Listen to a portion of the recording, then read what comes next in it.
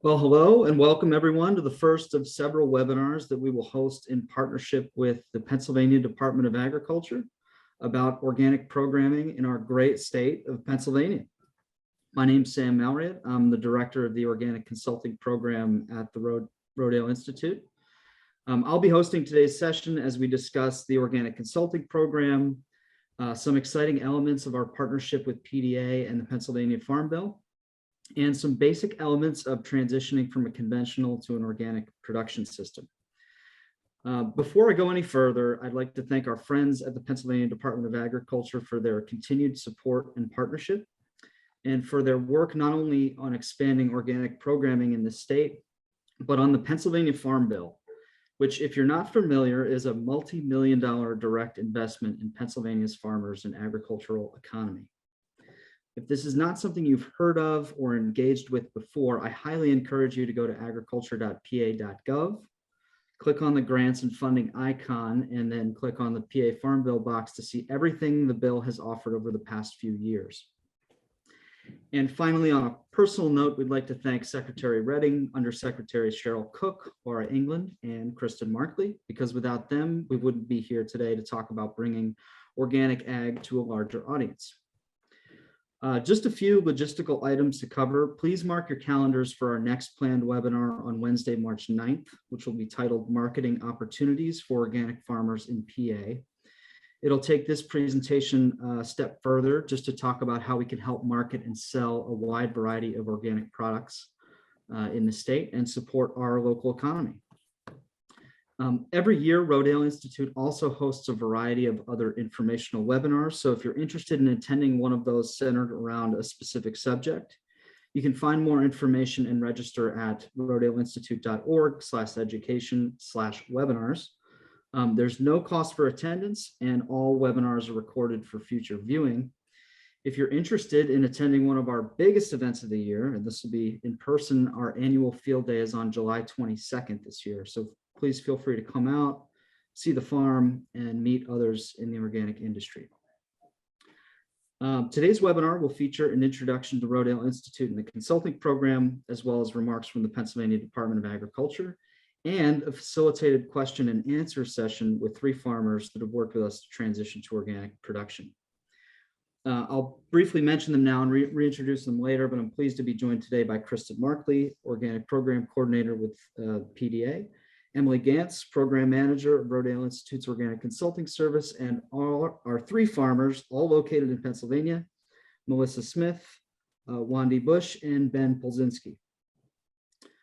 As I mentioned, there will be a facilitated Q&A session with our farmers at the end, but if you'd like to ask a question of your own, please write your question only using the Q&A function. You can see at the bottom there's a chat box and a Q&A icon. Please only use the Q&A icon, and we'll ask our panel as long as we have time to do so. And we'll go in the order that the questions are received. If you have any technical issues at all for this webinar, please call 610-683-1481, and you can get some help. So with that, I'll go ahead and get started.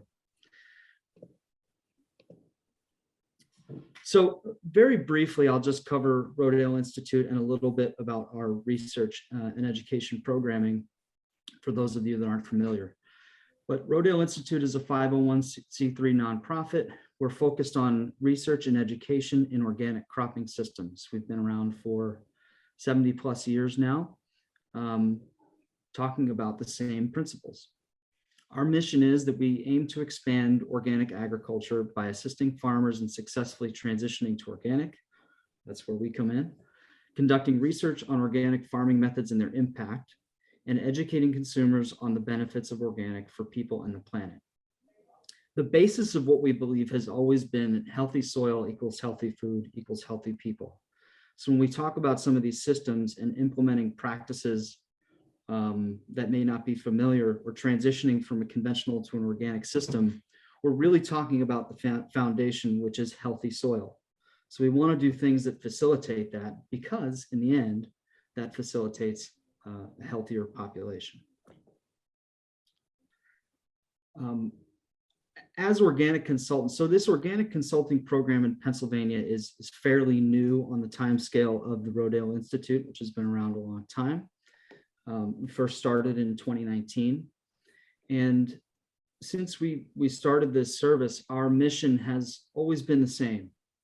And that is to provide technical assistance to farmers, translate the research results that happen on the farm into practical information that farmers can use, and connect agricultural communities.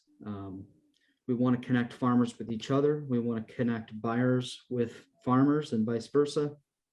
We want to connect landowners with farmers that are interested in leasing more land. So there's a lot of connection that happens there, but this has always been the core of our mission, to do these three things. And when someone asks, well, what is it that you guys actually do? This is it. It's these three things. I'll cover this very briefly because if you're joining this webinar, you probably know what organic production is, but I do think it's important to cover for anyone that might not be familiar, or just as a little refresher. Organic production, my favorite definition is the production of crops in a system that relies on ecosystem management rather than external agricultural inputs. What you'll often hear organic farmers talk about is working with nature rather than against it. In conventional systems, we spend a lot of time trying to suppress the things that, well, technically we're kind of afraid of, and that's pests and disease. But what we do in the process is we suppress a lot of things that are beneficial.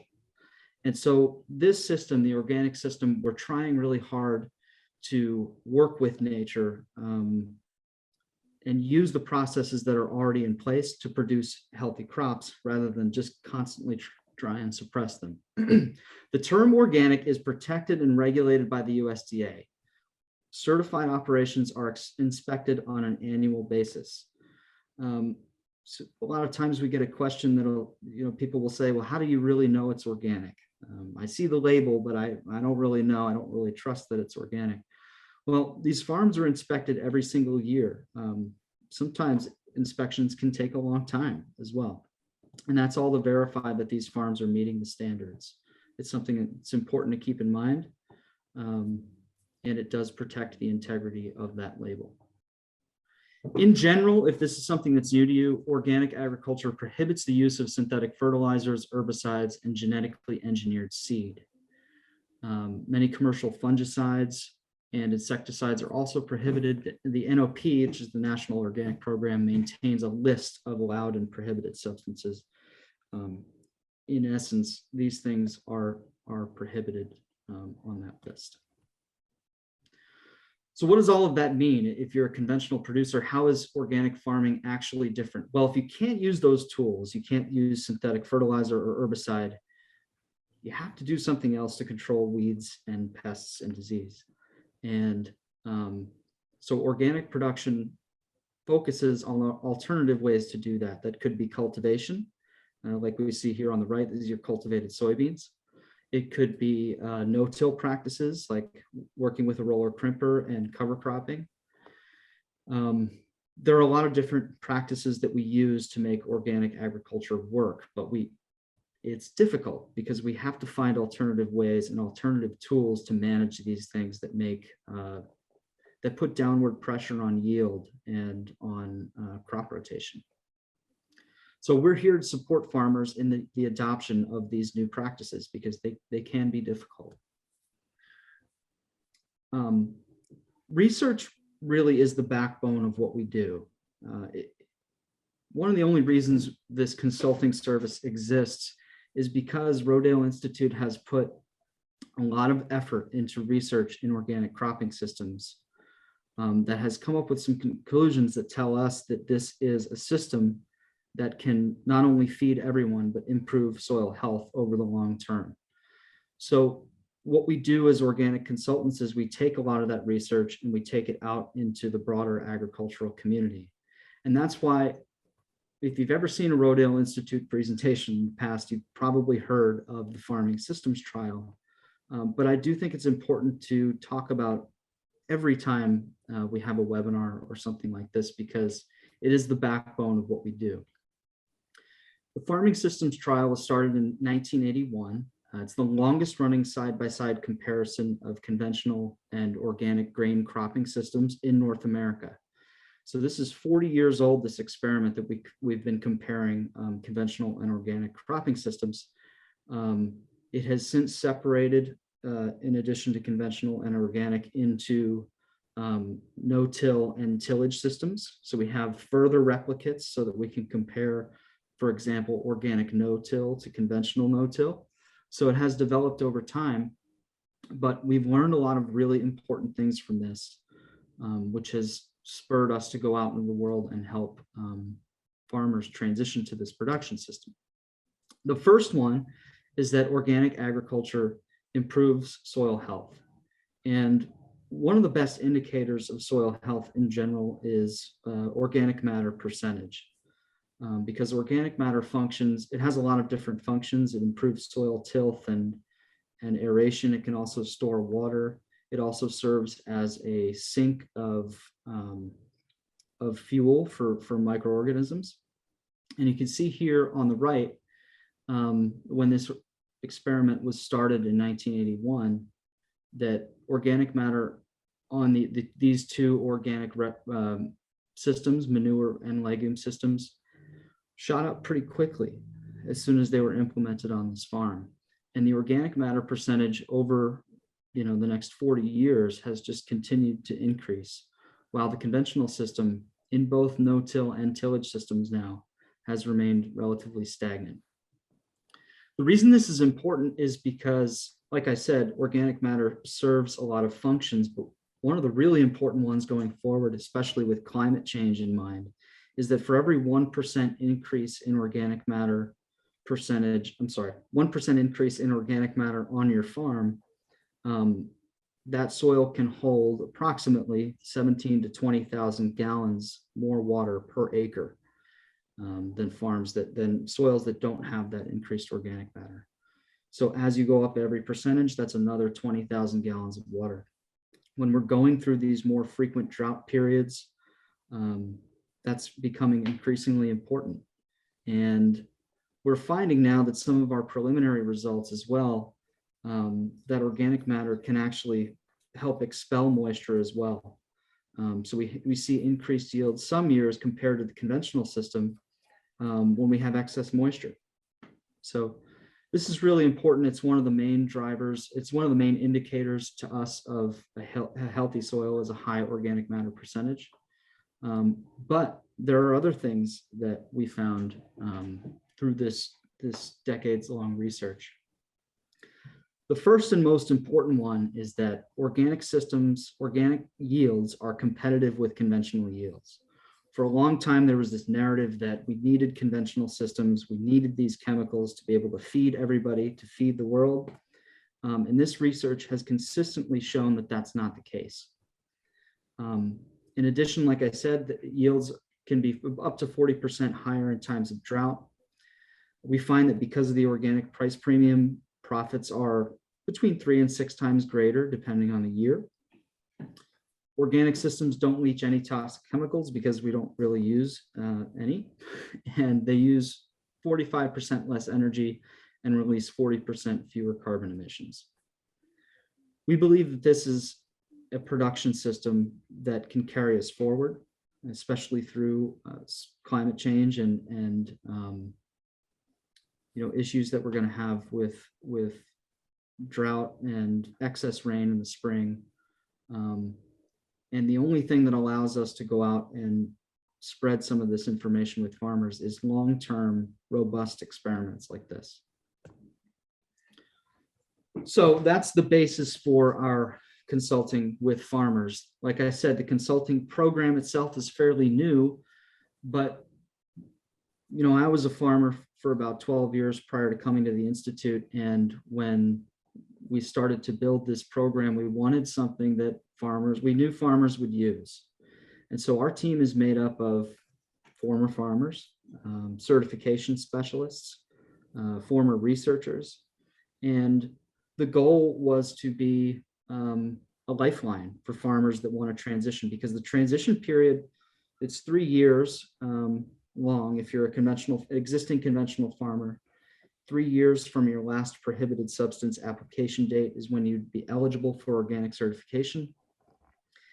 essentially you're producing an organic crop in that time period and selling it for conventional prices. It's a really difficult time, but if you make it through, you can reap the benefits of that 3 to 6 times greater profits.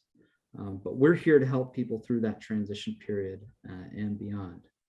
So when we were creating this program, we wanted to say, well, how are we going to be different? How are we going to be not just a conventional crop consulting service or replicating that, but what's going to set us apart? And some of these service values, I think, are the things that do set us apart. Number one, we're not selling anything. We don't have a pickup truck full of inputs. We're not partnered with anyone where we say, here's consulting service, but you have to buy this brand's stuff if you want it. That's the benefit of being partnered with someone like the Pennsylvania Department of Ag. So we're not selling anything. We just have an idea. We have a system that we want people to adopt.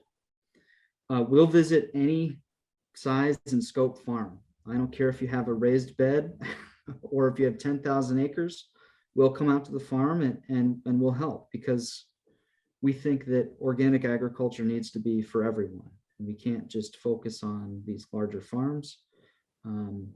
If you're interested and you have a small operation, that's fine. That's something that's important to us. We're not going to judge your current practices. If you're a conventional farmer and you're spraying a ton and you're tilling a lot and things aren't going so well and you maybe feel a little self-conscious about that, that's fine. We understand that there's a spectrum of production in the state, and we want to work with wherever you're at. We want to meet you where you are to help you implement some of these new things. We consult on whole systems. We don't give out prescriptions. So if something you're interested in is, how much nitrogen do I need for my corn crop coming up? We can answer that, but we're probably going to ask about a lot of different things. What's the next crop in your rotation? How many other crops are in your rotation? Are you going to cover crop? Because the system is important to us. This is, like I said, this is a system that works with nature. So if you're going to make that work from a production standpoint, we need to think about everything over the long term. And so we're not going to leave you with a handful of resources and say, good luck. We're not going to leave you with a prescription to say, spread this and you're good. We're going to talk about the whole thing. And those conversations can be fun and enlightening. And last, we try very hard to be highly responsive and to give practical solutions. Sometimes it can be difficult to reach people when you're looking for information, but we're increasingly trying to say, when you call, we will pick up the phone. You might miss us, maybe we're at a conference, but we'll call you right back. And farmers need someone to rely on that will pick up when they're needed, because, as a farmer previously, if you can't find an answer to your question right away, you drop it and you move on to something else because you got a lot of other stuff to do. And this is something we're trying to aspire to, is picking up when people call. So how does it work? I mean, if you're interested in something like this, what do I do? Step one is to give us a call or send us an email, or meet us in person at a conference. A lot of us, we were just saying before this, will be at the PASA conference tomorrow and through the weekend. So that's a great way to get started, and then you can get into our system. Step two is an organic consultant. If you have an immediate issue, let's say you give us a phone call, we'll help with any of those immediate issues right away, because sometimes you have some burning questions, and we'll give you that attention to those problems via phone or an email response if that's how you contact us first. Step three is we'll schedule a time for an organic consultant to come out to your farm to review the production areas. That's really important. It's really important that we meet everyone in person. At this time, it's with a mask and distanced, but in general, it's really important that we still come out to the farm and meet people, because then we can set eyes on things. And when you call back the next time, we know what you're talking about. So we visit every farm that we work with. And the last step is to stay in touch with your organic consultant as you go through that transition period and after. We're here to help.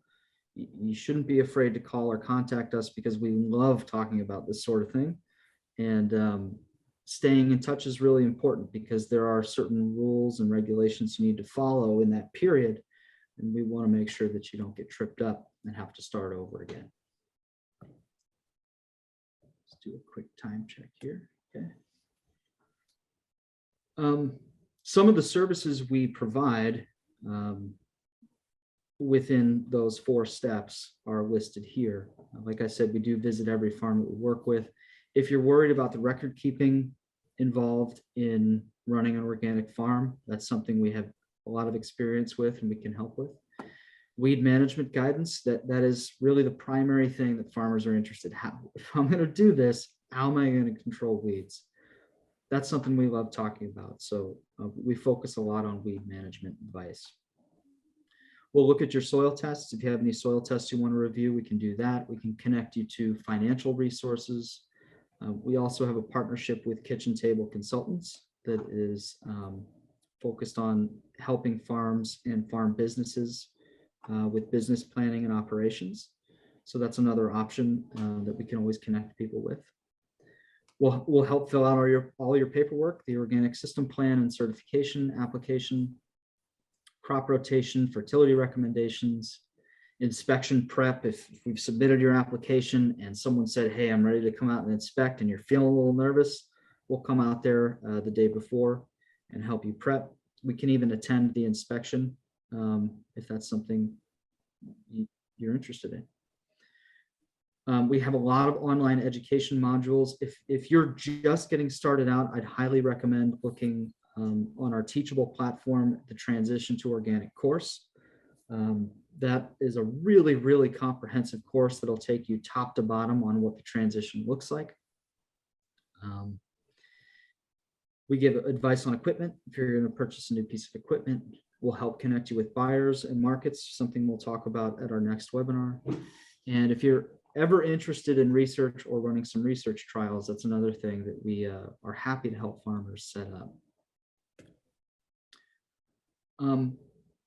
Since this program started in Pennsylvania in 2019, we've actually been able to replicate this in other states. Not the same service in other states, but we've been able to find support for other consultants across the country. So Emily and I are both located in Pennsylvania, as well as Ryan Sawinski and Kegan Hilaire in Adelphi. But when you reach out to our consultants, you don't just have access to the ones that are located in Pennsylvania, you have access to the entire team. And so if there's something that we don't know here based in Pennsylvania, we will reach out to any of our other experts to get their take and their advice on solving your issue. So you can see the states are we're spread out across the United States, but for example, Kegan Hilaire is Pennsylvania's small farms coordinator. If you have those raised beds or that small market garden, Kegan's the one you'll reach out to, or that we'll connect you with. Ryan Sawinski is our livestock and dairy specialist. Caitlin Tucker, one of our newer consultants in New York, has a lot of experience with entomology. Nathaniel Siemens in California with permanent cropping systems, if you're interested in orchard production and management. Leah Varek and Nick Podol have a lot of experience in commodity grains. So you have access to our entire team. It's not just one person. That's one of the benefits of working with Rodeo Institute is you have a network that you can access as well as your individual consultant. Okay, and with that, I'd like to introduce Kristin Markley, the Organic Program Coordinator with the Pennsylvania Department of Agriculture. Kristin understands what it's like to be an organic farmer, having been one herself, so it's really great to have someone in this position. And yeah, it's been great getting to know you, Kristin. So go ahead and take it away. Great. Thank you so much, Sam. It's really exciting to be here. As Sam said, I'm with the Pennsylvania Department of Agriculture. I'm running the PA Preferred Organic Initiative, and excuse me. I've been involved in the sustainable and organic agriculture field in Pennsylvania for 30 years now, and it's been really encouraging to see how far we've come. I was many moons ago an intern at the Rodeo Institute. I also worked for PASA, developing direct marketing opportunities for farmers, and I worked for two different nonprofit organizations working with schools, colleges, and hospitals around the country to open up the institutional market for local, sustainable, and organic farmers. And I myself am a sixth generation farmer. I actually have a painting behind me that one of my brothers did from a neighboring farm looking onto our farm. And I managed this 130-acre family farm in western Snyder County, where I produced vegetables following organic guidelines, but I was not certified organic, so I'm going to get back to that. I marketed through farmers markets, but primarily through a CSA. I ran a children's educational program in partnership with Penn State Extension and 4-H. I implemented a riparian buffer through the Conservation Reserve Program. We have a lot of streams and wetlands on our farm. And I sold the development rights through a conservation easement. And I really kind of want to put a plug in for considering those conservation programs and a conservation easement. There is financial benefits, and you can reinvest that back into your farm business. So I'll provide some links to information about those kind of programs. For myself, due to unexpected life circumstances, I had to leave the farm. But I'm really comforted by the fact that I sold the development rights to the farm so that it will always remain a farm. And I sold the farm to a lovely family who were attracted to the farm because of its history, because of the organic acreage that was really important to them, and because of the other conservation programs that I secured to protect and preserve the soil, land, and the streams on the farm. So I will provide more information about those conservation programs in the chat box. And as the PA Preferred Organic Coordinator for PDA, one of the responsibilities that I enjoy the most is collaborating with the Rodeo team on the organic consulting program. If this program had been up and running when I was farming, I would have definitely participated in this free opportunity to help me become certified organic. And now is a really great time to consider moving into certified organic. I don't know how many of our participants are specific to Pennsylvania versus other parts of the country, because Rodeo, as Sam shared, works in other parts of the country. But in terms of Pennsylvania, we actually rank third in the nation in organic sales. So that is quite impressive. And it's just a really great opportunity to move in that direction. And I will provide a link to the PA Preferred Organic Program, where you'll see some of the stats about Pennsylvania, as well as other very useful information, such as the other really exciting development through the Pennsylvania Farm Bill is we now have the Agricultural Business Development Center. And I can see by some of the questions that I think the Agricultural Business Development Center can provide some answers to some of your questions, because it provides support for farm transitions, linking farmers to their next phase of their life and their farm's future. So if you're trying to figure out, the future of your farm, or if you're trying to find a farm to farm, that's a place that you can go for information. We also have information through the Ag Business Development Center for beginning farmers on a lot of different issues on risk management and financial assistance. So there's a lot of information out there, and everything through the Ag Business Development Center is also free. So I'll provide links to the various things that I spoke about in the chat box. And great to be here. Looking forward to hearing from the other panelists. Thank you. Thanks so much, Kristin. Yeah, that's great. And to the point about the Ag Business Development Center, there's a lot that you can access through PDA's website. And if there's anything you're confused about or like clarification on, Kristin's contact information is there, and we can also help you through the organic consulting team navigate some of these things or look into whether or not you might be eligible for something specific. So thanks so much, Kristin. I'll just advance one slide here. I want to make sure we leave plenty of time for our farmer panel. I'm not sure if Ben was able to join us, but I do see Wandy and Melissa here. Wandy's from Coopersburg, farmer from Coopersburg, PA, and Melissa Smith, Collegeville, Pennsylvania. This is not where they're located on the map, by the way. I just put them within Pennsylvania's outline. But thank you so much for taking the time to be on this panel today and talk with us. I do want to introduce Emily Gantz, Program Manager of the Organic Consulting Service, and she'll be moderating this panel and asking some questions. And again, if you have any questions as an attendee, please use the Q&A function, not the chat box. We'll take a look at that and see if we can get to your question. So I'll pass it over to Emily. Thank you, Sam, and thank you, Kristin. I'm really excited to be joined by both Melissa and Wandy. So I'll start it off with Melissa today, and I'd just love to hear a little bit about your operation, how long you've been farming, and what you're producing. Yes. Hi, everyone. My name is Melissa Smith, as Emily and Sam indicated, and I operate Willow Creek Farm Preserve. We're a 135-acre family farm located in Collegeville. We started farming here in 2002, so we're coming into our 20th year. I personally, though, have started farming, I can say proudly, in 2018. Perhaps not everyone knows, but my husband is Andrew Smith, who is the COO. I'll give him a plug because he is certainly my better half when it comes to agriculture.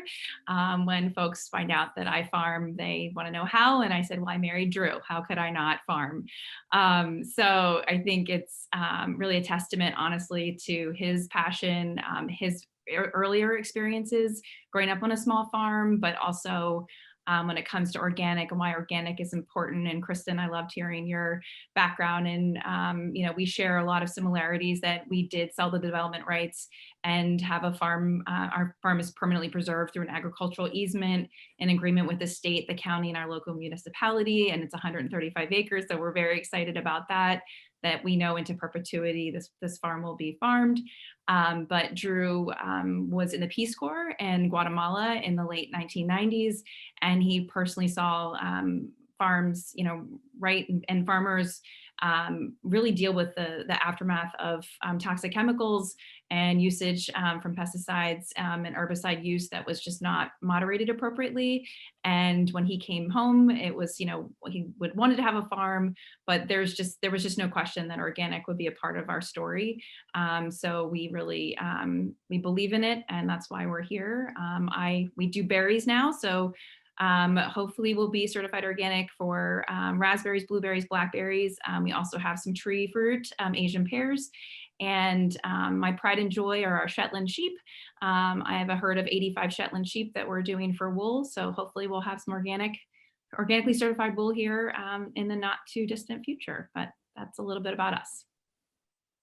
Awesome. Thanks, Melissa. And it's been a joy. I've worked with Melissa now for a little over a year and had the opportunity to see her operation. And it's fantastic. So if anybody on the call is located in the Collegeville area, there's U-Pick opportunities, and it's a really awesome store that you can buy the hopefully 2022 certified organic fiber that she'll be selling at her store.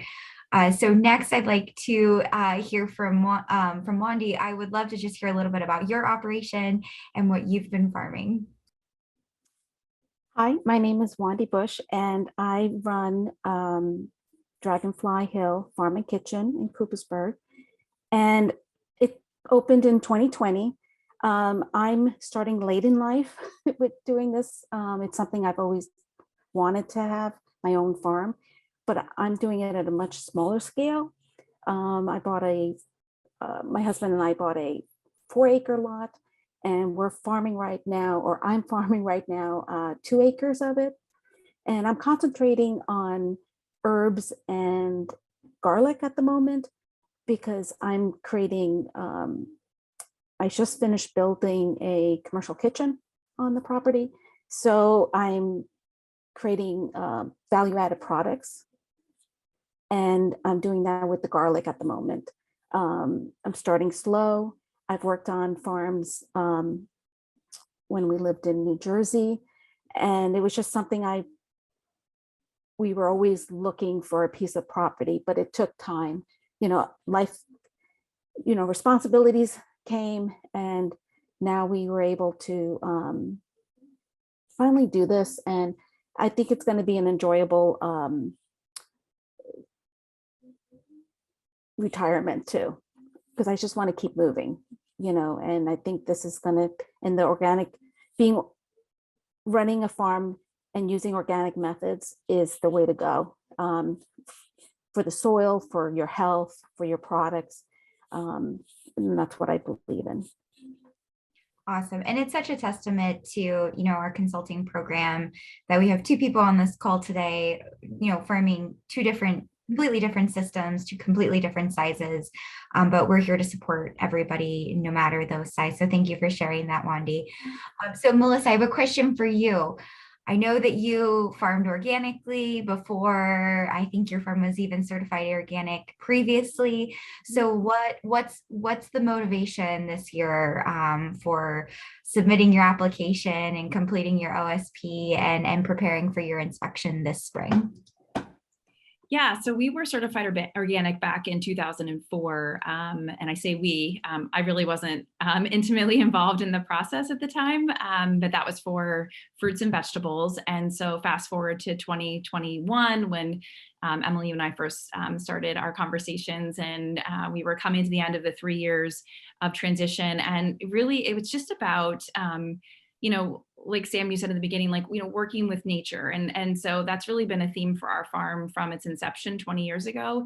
And to us, and for myself, farming organically, and then to be able to say you're certified organic, it just adds credibility to be in really sometimes a crowded marketplace. When we first started 20 years ago, you could had to go directly to the farm to find certified organic. Now you can go to Walmart, you can go to Giant, you can go to any of the big stores, which a lot of that I find is wonderful. And I think it's making organic a lot more accessible. But I think telling the story to our customers, but having the label to back it up, to say, yes, we invite a third party inspector onto our farm every year to say, hey, you're hitting the marks here, or perhaps there's a challenge. So I think it just builds credibility.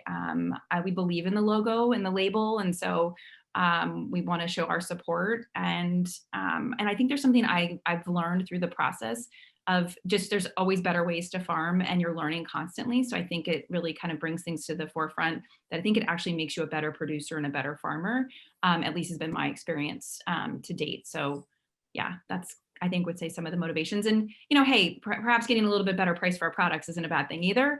But, if I'm being honest, that's a part of it. But I do think that the other reasons, just building that trust with the consumer through that third party, we think is valuable. Awesome. Thanks for sharing, Melissa. And so Wandy, I would love to ask you the same question, looking at it from a different scale, but then having that commercial kitchen aspect. I believe I'm actually going to visit you here on Monday to see your commercial kitchen and talk about organic processing, which is a whole different side of the conversation. So I'd love to hear a little bit about your motivations when it comes to going through the certification process. Well, I totally agree with everything Melissa said. For me, I'm already doing it, so why not get certification? But also, because I'm creating value-added products, it's a way of gaining my customers' trust in my products. So there's two reasons. I mean, I'm doing it already, and the second would be the gaining, trust. And that's great to hear. And we hear that so much from all the farmers that we're working with, that especially on the small scale market garden size, maybe under 10 acres, is that they don't have to tell their story because the seal is able to tell their story for them. And that right there is an excellent reason to get certified organic. So Melissa, what has been maybe one of the challenges that you've faced, not maybe during the 3 years that you were transitioning or as you were preparing your application? What would you say has been the hardest thing that you've faced? Well, I think in farming, it's a daily humbling experience because there's always a challenge. But I think in particular for preparing for the to actually submit my OSP, so the organic system plan, I think the fact that I have 2 organic systems plans, I'm going to give myself that, like, okay, that's why this felt pretty big. But no, because we're raising animals. So I have a livestock OSP and I have a crops OSP. And so I think when I first was like, receiving the documentation from PCO, and I think Emily, we were going back and forth, I was like, okay, I can do this. And paperwork is kind of my thing and I can get into this. But I just found it a little bit daunting, even on the computer. So personally, I printed everything, which I know sounds terrible. I promise I will recycle it. But that being said, that just helped me to kind of get organized and to really say, okay, let me focus on my crop system today and tomorrow. Okay, now I'm going to focus on my livestock systems. And so I think I have lots of systems in place and lots of different ways that we use apps on the farm. We use a lot of different ways to track things. So I think we were doing a good job on the documentation side, but I think integrating all of it, I would say, was probably my greatest challenge. And then particularly doing that in 2 different aspects of my livestock and my crops. So yeah, I would say those were my biggest challenges. And how did you overcome that challenge? What helped you get organized and ready for the submission and preparing for your inspection? Yeah, I think kind of what I was just commenting on of literally printing everything. I have a notebook, like literally assembling all of the documentation, I think really helped. Creating file names on my computer that made sense. Understanding different files that were provided perhaps by PCO, but I'm going to use Excel instead. And I think honestly, words of wisdom from you, Emily, made me feel much better that it's, you have to think about the OSP in any regard as a living document. And that immediately made me feel much better because I think in my mind, it was a very static moment in time that an inspector would be looking at. And if I didn't have everything there, then it was going to be like, oh, sorry, you don't qualify. But, there's already been things that I've been able to add to my file and can email over to, my contact at PCO to say, hey, can you add this, and oh, sure. And so I think that fluidity of the process was something I really wasn't really aware of. And yeah, makes the future feel really like, oh, okay, like I can do that because farming is so fluid. So I think that part makes a lot of sense and I really appreciate. So thank you. Thank you, Melissa. And I think that you make such an excellent point that, yeah, every day is different on the farm and you can't have one document that represents everything that's happening on the farm, and always thinking about your record keeping system and your organic system plan as a living document, as a living file. It's evolving as your farm is evolving. So same question for you, Wandy. What would you say has been maybe your biggest challenge that you faced as you started this farming endeavor in 2020? The paperwork. I'm at the beginning stage. It sounds like Melissa's ahead of me, but it's definitely the paperwork and trying to get it in an organized manner where it'll be more efficient. But I kind of like that I never had bad habits yet, that I'm starting with good habits. So that's a plus, that I find. That is always a plus. Sometimes it's hard to change old bad habits. Yes, it is. So what has been something that you've tried that's been successful when it comes to overcoming those challenges or organizing your paperwork and record keeping system? Right now it's I have to see it. I'm a visual learner. I need to print it, and working on the computer is fine, but I'm a visual learner, so I need to print it, see how I'm filing it, and that's how I'm because that's what I'm taking with me to the PASA conference for any free time I have this week, is how I'm going to file it, because I want to get it done correctly, because this is going to be something that is set, and I'm just going to keep adding to it in the future. Well, you heard it here first, folks. Everybody says print your OSP. So, so last question for the panelists. Melissa, what would be your piece of advice to somebody in the audience today who's kind of on the fence about transitioning to organic or getting certified organic? You know, what would you tell them? I think I would just share that if you're, you know, when you're passionate about your farm and what you do, and as you learn more, I think the organic process, I don't know, I just think it kind of evolves. And I think, Emily, you were saying this, and I think a lot of times when you hear farmers who say, oh, I'm not going to do the certification. And I do think the paperwork and the documentation can be a hurdle. But again, because it's a living document, to me, the hurdle seems much lower than I think I perceived it even myself. But I think just it's worth investigating, and, you know, chances are you're going to find out that it is for you. But if it's not, there's no harm in it, right? You just checked it out. You just did some homework. Perhaps you invited, Emily or Sam over to your farm. I'm not sure where you're located, but no, I do think the consulting certainly helps to kind of get you going in the right direction. And I have to give a shout out to Ryan. You know, I had a question about bedding for my sheep, and it was a question, like Sam, you said, like, as a farmer, you need to get an answer on the fly and quickly. We were going to put wood chips in the barn the next day, and then they'd been composting on my farm. But I'm like, if I, you know, and the suggestion was, oh, get an affidavit from the tree guy where the wood chips came from. I'm like, oh, I can use that as a base for my bedding, and I put my organic straw on top, and then my sheep are good. Well, I needed that answered promptly. So I think, again, if you're interested, look into it, check it out, get your feet wet, and, you know, worst case scenario, like, you probably learn something. So I think best case scenario, you become certified organic. So I don't think there's a losing avenue, if that makes sense. So that's my advice. Yeah, thanks for sharing that. And yeah, definitely shout out to Ryan for his swift livestock knowledge and responses. Okay, Wandy, final question. What advice would you give to somebody in the audience today thinking about the transition to organic?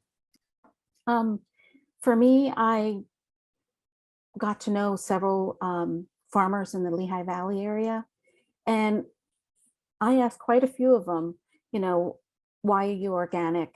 And the ones that are not organic, why you are not organic? You are following organic practices. And, you know, the main part for the individuals who chose not to do organic is that they did it once and they just didn't reapply because they felt the paperwork was too much, or the cost. So I got a lot of different feedbacks, but the majority for me was more positive to be organic certified. You know, I think being a new farmer, I want to make sure that I'm established because I don't have a customer base yet. So having the organic seal is very important to me for that reason. Awesome. Well, thank you for sharing, Melissa and Wandy. We so appreciate your time, for sharing your story, but also just for the work that you do in our food system, and making soil healthier, and in return making the world a healthy place. So I think with that, we can move on. If there's any questions from the audience that Sam or Kristin or I can answer, or that maybe they have for our panelists as well. I also wanted to mention, since this hasn't come up, that there is a cost share program to help with the certification fees. And I can put a link to that in the chat box. But the Pennsylvania Department of Agriculture administers the organic certification cost share program to help offset some of the organic certification costs.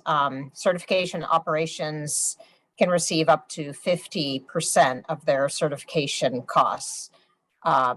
It's an annual application, and it's the deadline is October 31st. So I'll put that in the chat box. Awesome. Great plug, Kristin. Thank you. Thanks so much. Any questions from any of the attendees you'd like to put through specifically for our panelists in the Q&A box? I do see some specific questions here. I'm working to answer those just via text. But if I don't see anything pop up here, they look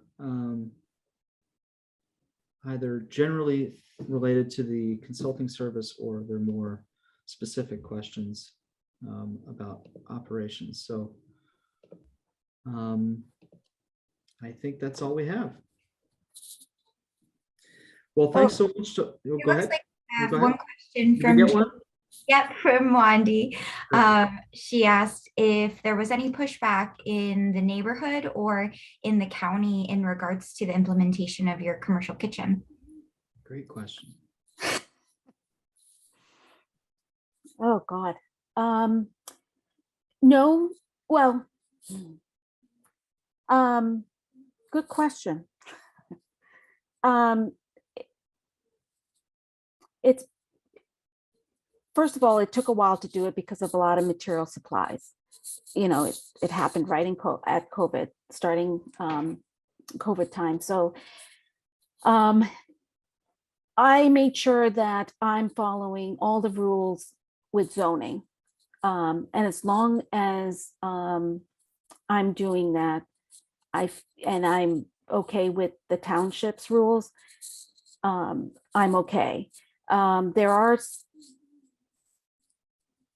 some neighbors that are not happy with my commercial kitchen, but it's in a I renovated an old barn, and that's where, a bank barn. So from the outside, you can't really tell. But, I think in any area, you're going to have some neighbors who are just curious and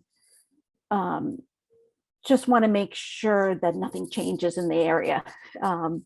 And the way I look at it is I'm following the rules and I'm allowed to operate it. And, that's the best I could do. But that's an excellent question. Awesome, thank you. And I have one other question for the panelists. It looks like there's a question for helping find land near other organics farms. This guest is in a very pesticide polluted area that they want to move away from. I can also share our experience. I did see some chats going around about the PA Farm Link and all the other Farm Link organizations, depending on the state you're in. That is not organic focused, is conventional and organic farms.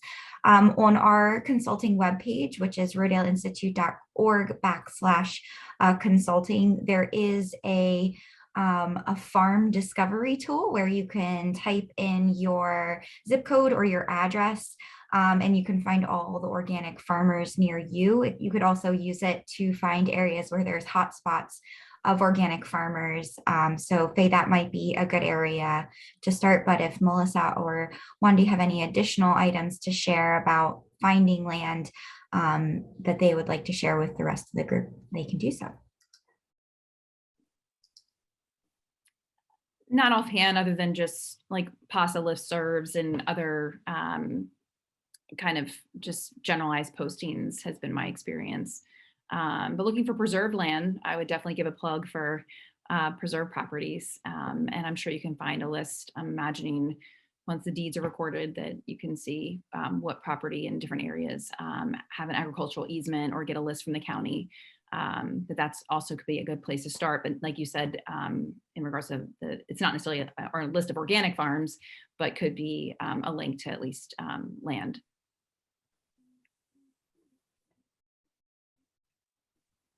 I see. And Emily, I was going to make just one comment in addition to Wandy's experience with neighbors, just real quick.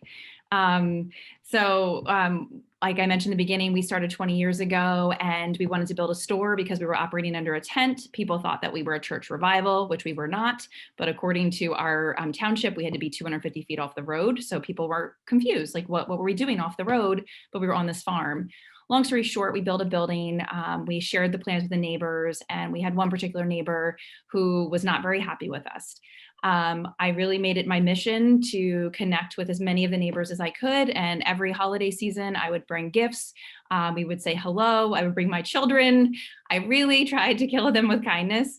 Over time, all of the neighbors, I would say with the exception of the one that was really not happy with us directly across the street, we can proudly call them friends. However, I think, Wandy, to your point, as long as you're doing the best you can within the rules and regulations and the laws in which you live in your municipality, you're not going to please everyone, right? People don't know it's necessarily always like change, but I think trying to extend an olive branch and to be as forthcoming with your plans as possible, in my experience, really goes a long way. And yeah, just wanted to share that tidbit. Thanks.